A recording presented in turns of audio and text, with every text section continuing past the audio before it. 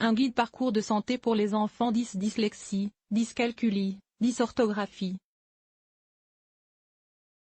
Les enfants d'âge scolaire sont près de 8%. Pour la première fois, la Haute Autorité de Santé publie un guide parcours de santé pour les aider.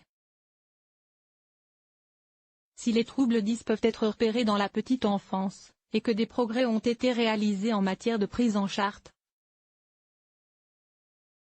En 2013, la Commission de la naissance et de la santé de l'enfant, CONS, jugeait qu'il y avait encore des améliorations à apporter.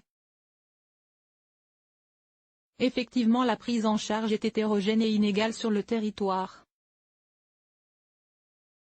C'est pourquoi la Commission a saisi la Haute Autorité de Santé, HAS, pour améliorer la coordination des différents acteurs de la trouble dys. Il est important d'informer les parents et les enfants. Ce guide parcours santé élaboré par la Haute Autorité de Santé détaille le parcours de santé de référence des enfants atteints d'un trouble du langage et des apprentissages.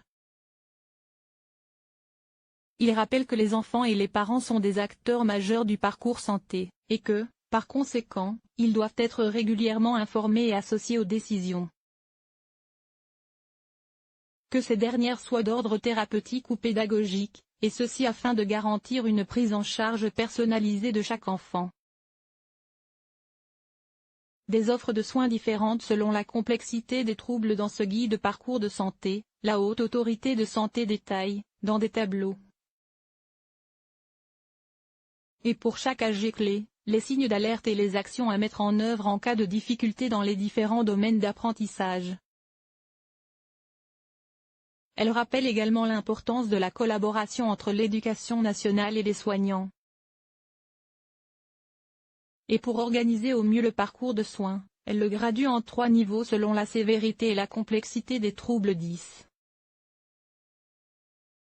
Pour chaque niveau, le parcours de soins se composait d'un axe rééducatif, orthophonie, psychomotricité, ergothérapie, orthopsie, d'un axe psychologique et, si nécessaire, d'un axe médical.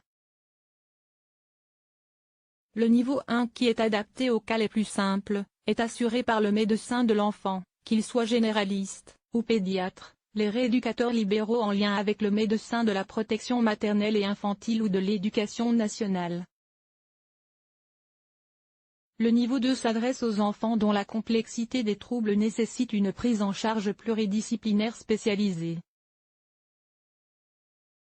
Mais celle-ci n'existe que dans certains endroits.